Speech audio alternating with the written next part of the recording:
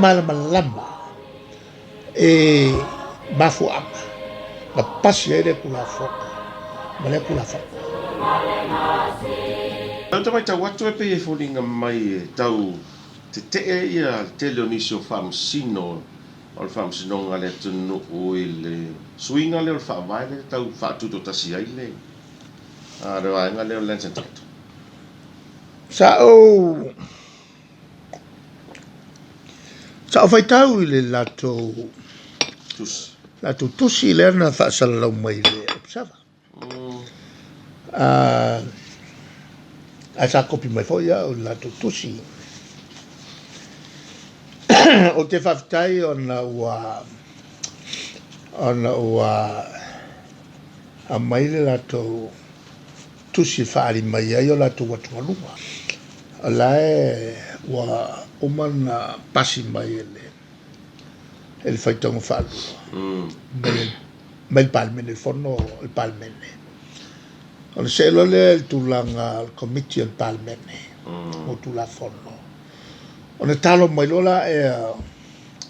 o tangata umai o dera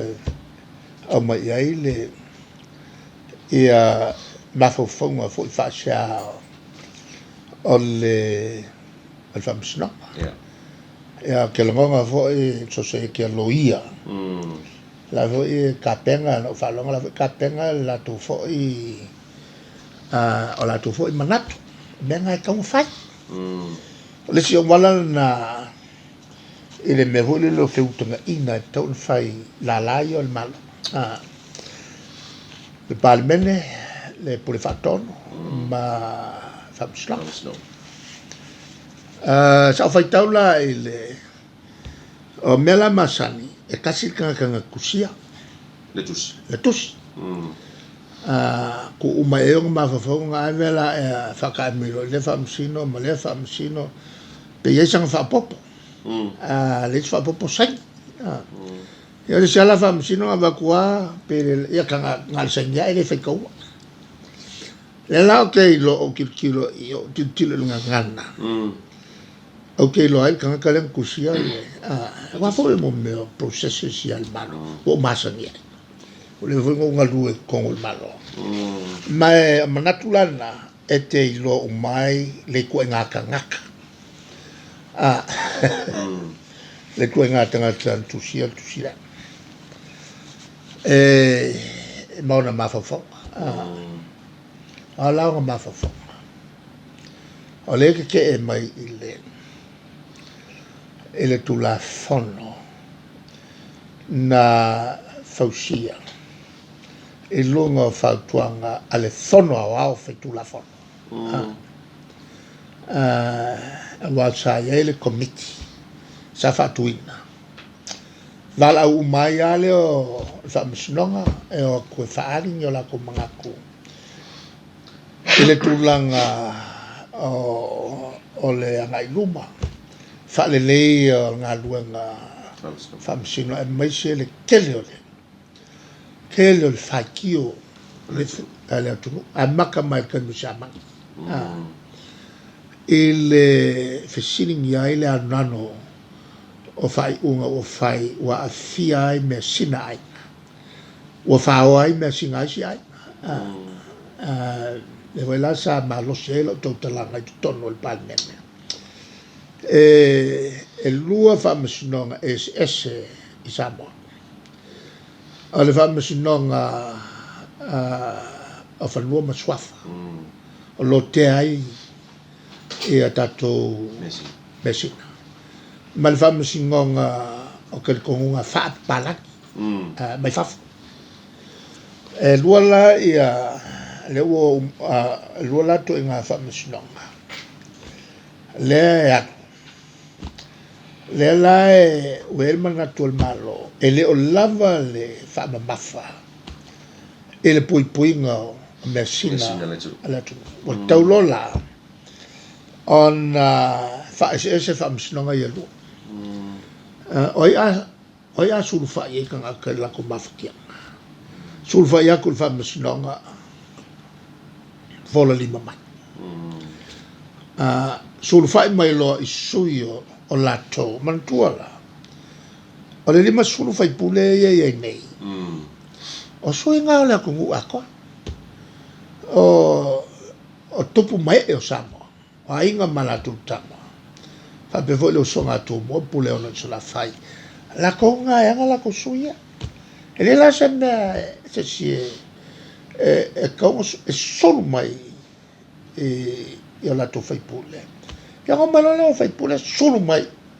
ya kia o ka o malo sulu ange ya ma kalango fo kongo le palme o la e se fai o la fai nei mea ai me se sulu aku kai ai pe fa kalinga kuri e fai ala to fa musino la to fa unga o miso kaimi e fai a fa musino ale ni unga kusia fiu ainga e o iloia la e la kulanga umale kausanga umale dua se fulu kausanga se fulu mankupu kausanga e re kusia la va se o nga vangele o se mese o fai o kaua o inga pei o sao po o se unga se o kou se fulu kausanga po o lus fulu kausanga kalua o lus fulu kausanga kalung fai se unga se o nga le umia se le pe o fauringa mai ai ko lo o sao e kusa po le umia se o la se o le fisiri la il fa masino nga me ton o la me ka un fai il mele o le tulanga la na le e avo e lenga o le kiu ke konga le fonga o fa kula fonga o le pui o me sina sapo e kusai matu manga i fanua fiama o le langa lenga wa tali le tusi ha foi le ke le fam kala ku ma fa fonga kali o la kali ale le la o fai lo le committee le se isu o la se wala e so nge quel parlemento male por fatto kai le la e la fai lo committee kalo lo il fam sino ai sorku le ia ma fam sino sa ai man ko le pa ko ko parlemento e sa mangiai ale o mai lo fa che alo il parlemento ele i apala ia ele palmen el kulanga walua ile ava fakfak ele la ngalo ne la wa mai lo le lipoki ale palmen o mai lo i al komiki sa nga fa ma su nga mai lo ko apolo el palmen ala fa kula fa ma fa ngalo ko fa kwanga yo mai inga wa fa kwanga yo nga mai kalo mai la ku ako ma fa kala ko va kulo le ko fa wa lo la kula so le kula so la le abo le te mai ale sa va kula va ngo e o mai e fa li sulla ko mga ko ai ke ya le la wa fa nga solar kula fa le to solo muy al malo e man ko la si oi la malo le o ka pas ale la wa vaku e avo e ko e kalo ai kanaka e o mai ko fale ki la ko manatu le la wa mai ai le mele la e muri le palme e fainga fa vai fa palme po fainga fa vai fa kula fo pala ko pele avango e tangata porque que va ya la va kule ma que le fa kali loia e que foi loia ya la va i kai ya la nga luene mal fa mo salo con ma o sulo le fo ya ma lo le fai lo fa ko ngo fai o fa ku lo le o fa msingo nga ye dua ala esiale fa msingo nga fa no fa ole aka ngo fiela ko meia ya wenge ni ko e se ya wala mele ya ole ya ko i il whamasinonga kula whongo a palaki. I whai unga whalanganu, ale mea ngā lea kupoinga i whale ko. E langa o le whamasingo sili ia, ke le longa kai mea rui i. E leo ngā whama mea, e leo ngā whama whamasinonga whanua masua fo le ngā whama le pleskeng. O le pleskeng e la kaunga whai umai mea umo ia le siri aku longa malamalama i mea. A o lea e whai ma ala yaku le whamasingo sili i o ki a koa i loa le kulanga fo le whai unga kaunga whai awa o le mea o iai o le kea fo i o whamsingo Samoa e lako pleskeng o ngā laila ko i loa e mwhaianga kami aku fo i le leo e whamsingo sili o ngā whai mai i lo leo whai unga e ki ngā langa leanga le si whamsingo e lo kwa o le whamsingo sili whaua wai ama leanga i ama ma whai unga o le tūlanga lana kāua ke.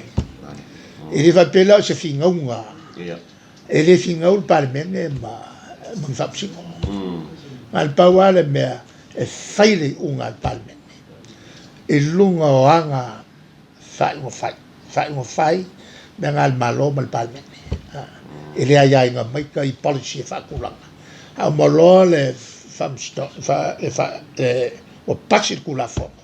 O se akulo le kai le e whamsingo. E whangaioiro e lako, lona winga, o loia o whamsingo. Lako ke whakingoa, whawinga inga o kula whongo, a pasi a koe whonga o whai kula whongo. Wai mau meila le kaua mele, e whai a koe i a kula whongo. E a fo e whakongongu ai le a kungu akoa. Nga wakulole le auri o i fo ma whawinga le kula whongo. E whapei o ngā whakaoko aku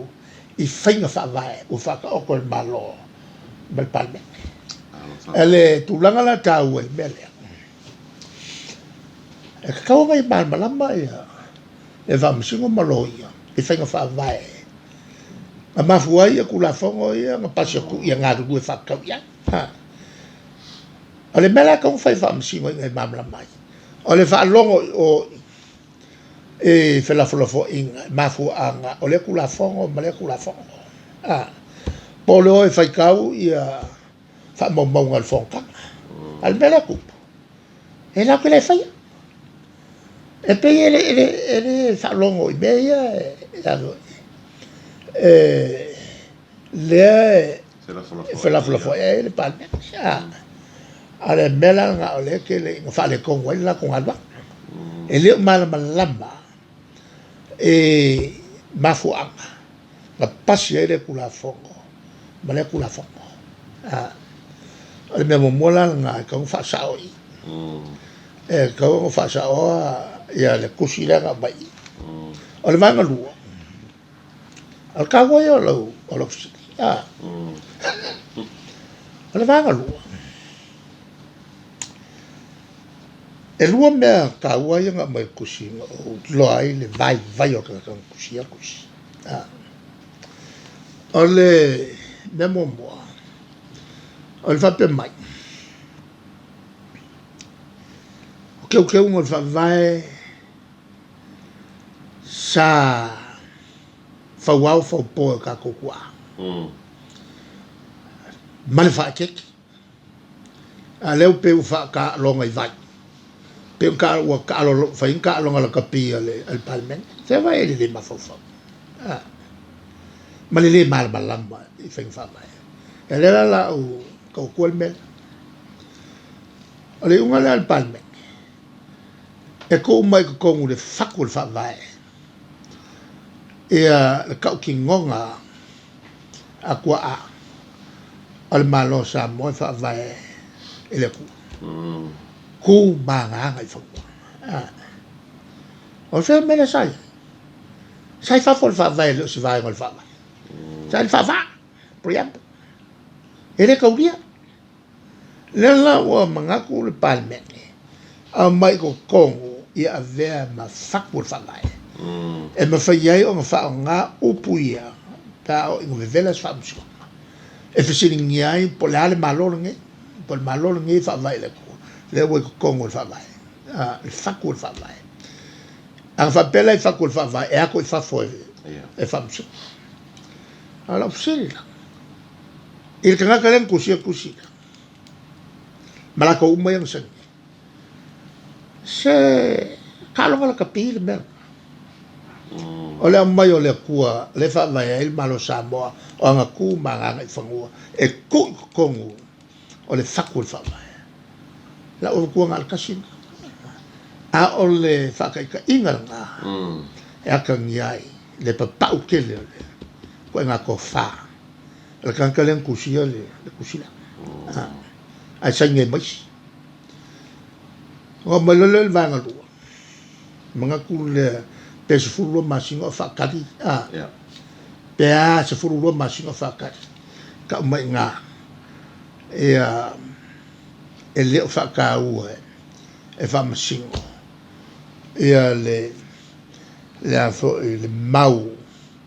e ke loia loa le mau kaua le kaunga i lo uma e loia whamasingo that justice delayed is justice denied o le kuai o ngā whai se whai unga mo sa ilinga o Samuel Kongo o oe le ngā wa e wha popo e le wha kupuinga le lea mio Kongo e au e vai lai whela wa siri ai lo inga lau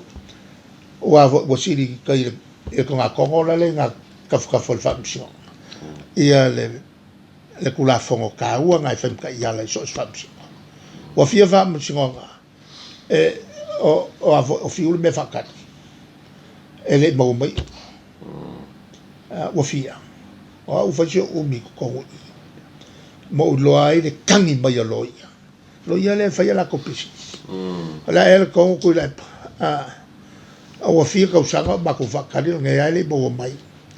le unga o le whamsingo al whamsingo ia whai le si kumangkua al kai me ala o ka koru e ko sanga avel kusia le falo kusia le al miskafa mismo e fafo le skan kai fafo fa maruru ako e nga o ko e mai si fam singo nga fa le si fam singo la o sola e fafo le kusia sim ko nga bela ye le fai on tolerate el malo e ka kau fam singo on fa kau le mele on nga yo inga le fai le malo on nga yo inga fa le ya kiria ya ka ko fam singo la fa kau ya ka ko ku ma ka ku ngai fongo o fa fia e nga langa mai e suia le moka o la e ngai mea e whakaua ko manga i whanua ai au mai se unga le whamsingonga o malo le kau le lea ai whaia inga ia makai o ia le whonga makai i se unga whasala i se kau le lea ia wa vaila o la le kari o le ngane ai sau le kari e le langa le whamei whawai e whamei whawai whakaua la ia kau kanga ko kasi e le whakaua ngia ia kau ai kanga sko kele aronga e le whale kaua pulenga maluari mwhai pule la langa lenga lenga mako kam whai fo e kai mako whilau e pasi el kula fongo fo le whama maluari pulenga maluari mwhai pule e pasi a koe le agua se a komo mo meo ongus pepa contem le moving al malo ya la wa querer so songi nga fo i kula fongo e kau whakawai le sao o makai o le kongo ngai pule makai o le kulanga la nga le lawa le ma ilva ai maru lalo ke o whamsingo le kusia mele e o mai kai ele kako komiki ma ke longa foi la le ava ai ko ia le komiki was masama ngia mayo e aku lu mal komiki fa kala le winga o puia e ali ali ai le fufu o le tulanga la il kulanga mele wa au mai o lau tarian ele o le fa mamala ma o la mele fa mamala fa mama wa ki le fa ia ngai o le ngai fa ia le palme si de kulal palme ya ka la ngai e o lo el palme ya o sa fa fo le ko o le king o le palme le sa fa ia malo cabinet o fa pulo el palme sa fa ia ma fai pulo mo le HRPP o fai pulo el palme le la o makule ko ka o il executive au ka lo mako o le kinga kasi con el palme ale fiki le puke o le puke o le avo yo le o fa kwa nga nga ai ole kulanga nga e fai el palme le fai unga fai ai sa mangia fo ele komiki ele uri e o ko fa makala le ya ko la ko e le no le nga le menga ko fai e kusala po le ale le se sa o ka ai anga wa kwa ele kami momboa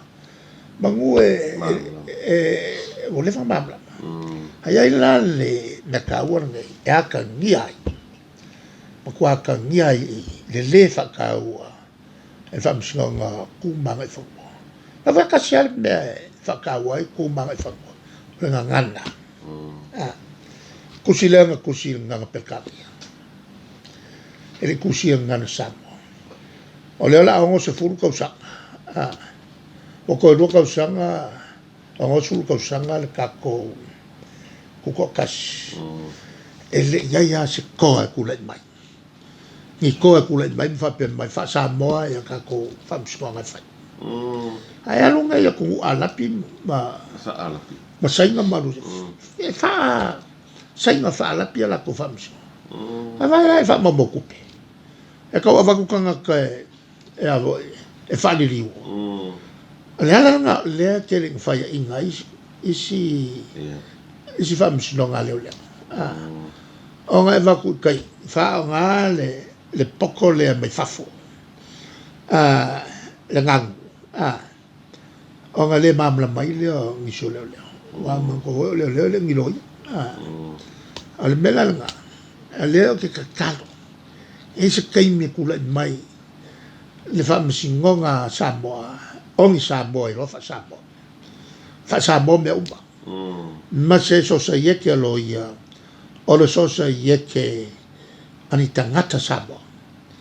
ai vai ngai so so ai lo ya kusi me kusi fa perkan se lo nga ke ele le lo ngis o fa ko ai mamla male kusi ka ala fa pela ya ka mai al va ai la samoa ya la ko mangai le fi fa samoa o le makua ke le fa le ko al tulanga lana le ke va ai po la ka usanga e kula mai ni ko ngole al tatu famsna e lo fa samoa ka kala mai le avo il ngala samoa e ko ngol famsingonga pa marmala